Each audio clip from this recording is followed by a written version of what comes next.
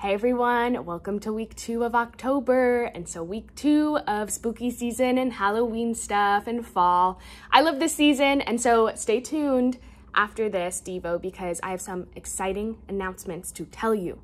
But anyways, tonight we are in week 2 of the series called Explained. So Bailey started us off on a conversation about the Bible, and we learned that the point of the Bible is to know God better. But it's hard sometimes to see that when we're actually reading the Bible. Because maybe you've heard that the Bible is supposed to change your life and that it's a really great way to be able to communicate with God, or the way that God communicates with you. But then you read a little bit of it and thought, wait, that doesn't even make sense. I'm not even sure what this is trying to say. I don't know how this helps me know God better or how this helps me in my life today. Because sometimes we read really weird Bible verses. Sometimes we read really crazy stories in there. You know, the ones to where there's talking donkeys or voices coming out of the fire or even possessed pigs.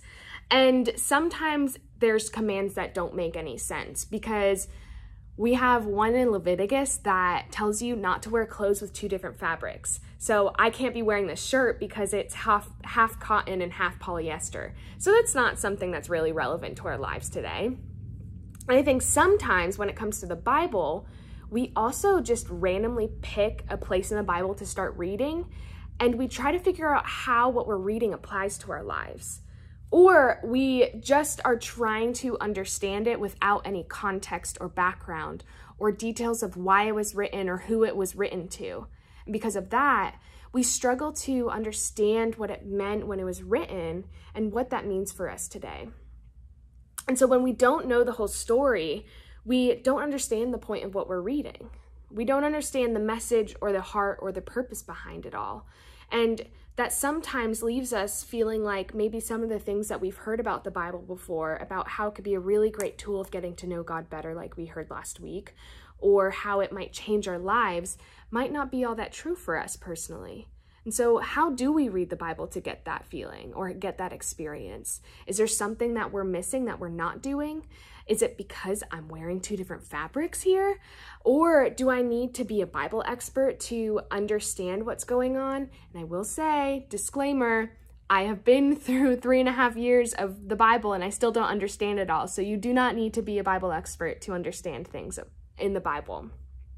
And so I think in order to understand the Bible, we have to start by learning just a little bit more about the background of it. So some of you may have heard these things, but for those of you that haven't, this is some really interesting facts. So for starters, it's a extremely old book that was written and has been around for thousands of years. So it's pretty amazing how the Bible all came together, because the entire Bible, from the Old Testament to the last book in the New Testament, was written over thousands and thousands and thousands of years. So it is made up of a whole bunch of documents and books and letters and laws and poems and songs that were written over thousands of years and thousands of different types of cultures and put all into one book that we now read today. And so the Old Testament tells us about a people following the one true God before Jesus was born. And the New Testament was actually written after Jesus' death and resurrection about 2,000 years ago. And it's about his life and the life of his first followers as they learned what it meant to be his friend and follow after him. So the Bible has been a really big deal for Christians for a really long time. And honestly, I think that's part of what can make it feel so difficult to understand or apply to our lives today. Because how could something written so many years ago and in a culture so drastically different from ours today actually help us right now? Because every book, verse, letter, psalm, poem in the Bible doesn't always make sense today. And it's because it was written for a specific time, a specific culture, in a specific set of circumstances.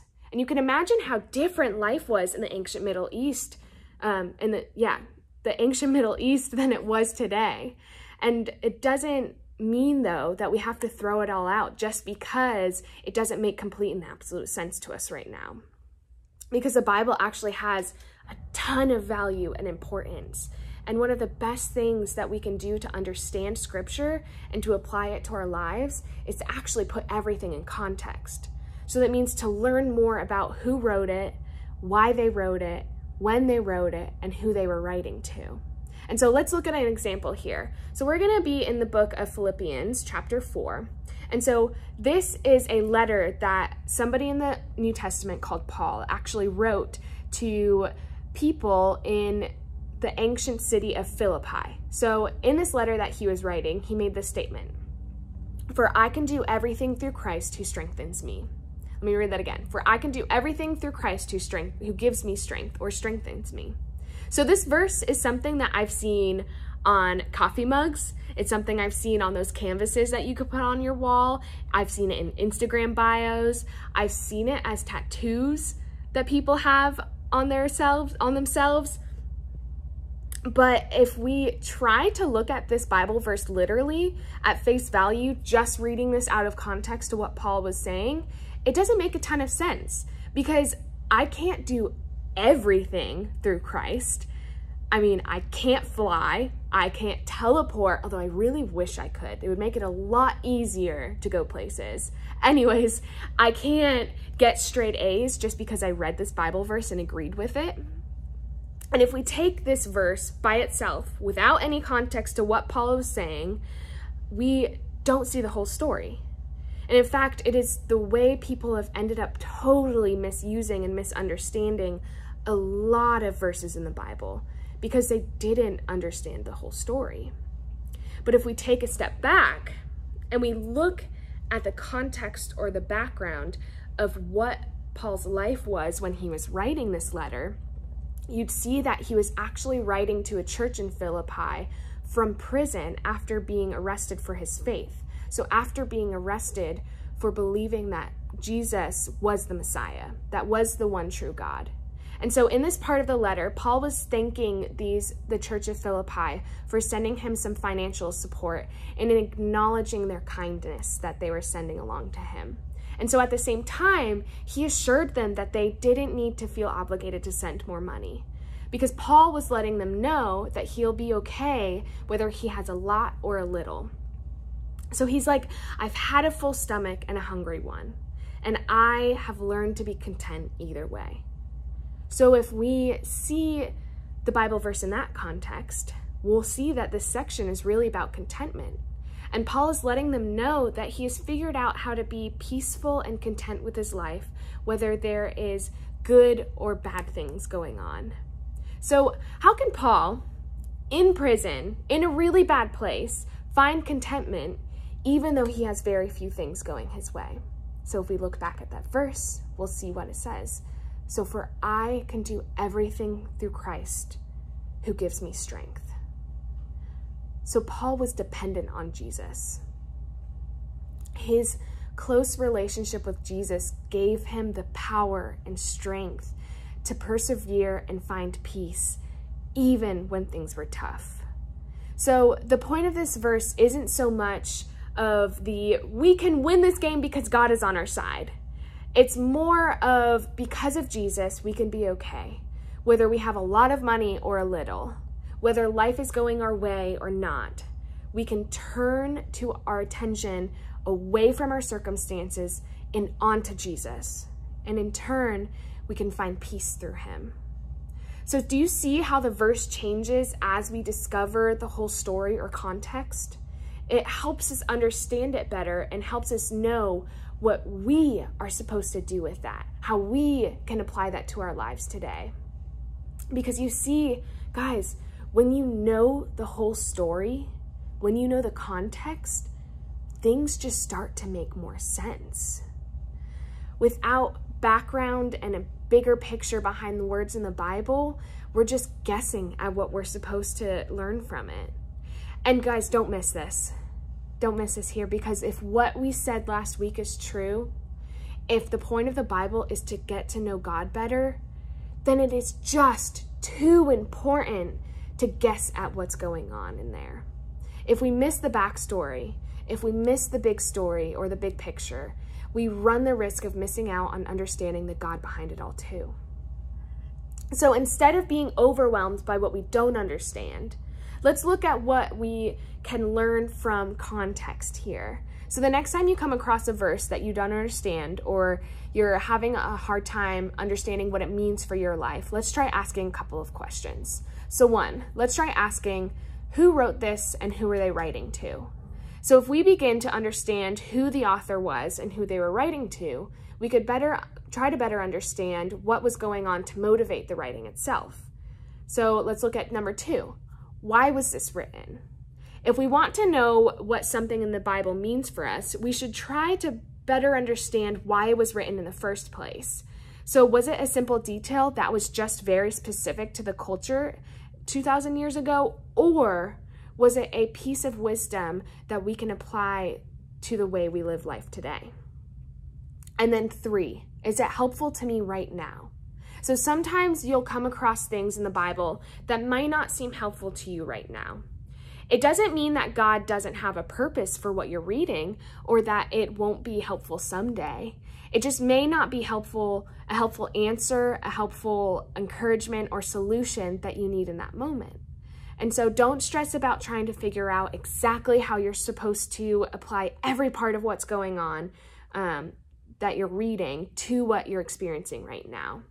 Instead, trust that the details that don't always seem helpful right now might be showing you something unique about God that you'll discover more about later. So guys, the Bible really does have the ability to change our lives. But sometimes getting to the part that can actually change our life or be life-changing takes more than just closing our eyes, opening up a random page, and reading the first thing we see and trying to apply that to our lives. Because that's why the whole story helps things make sense. Because context creates clarity, and clarity helps us discover why what we're reading or what was written down, why that was actually written down, and how it's helpful to our lives today and what we're experiencing today. And as we discover what's helpful to us, we become people who are changed for the better. Will you pray with me? God, I thank you for giving us your wisdom through the Bible that anybody in any generation at any point of time can be able to understand with the whole story at hand. God, I ask that you help these students as they might be opening up the Bible for the first time to open it up to a place to where they can find context and the whole story to better understand what that means for their lives. Help them see you better and know you better through your word, because there's so much good in that Bible that comes from you.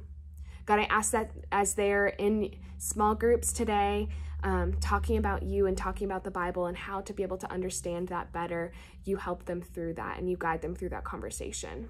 In your name I pray, amen.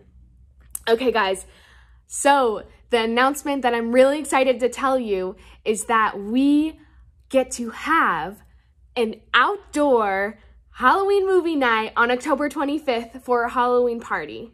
So on October 25th from 6:30 to 8:30, don't forget that we have a movie night coming up that is Halloween themed. So that means that you need to be looking online after your small groups today about more details on how you can sign up to reserve your space to make sure you could come to the movie night.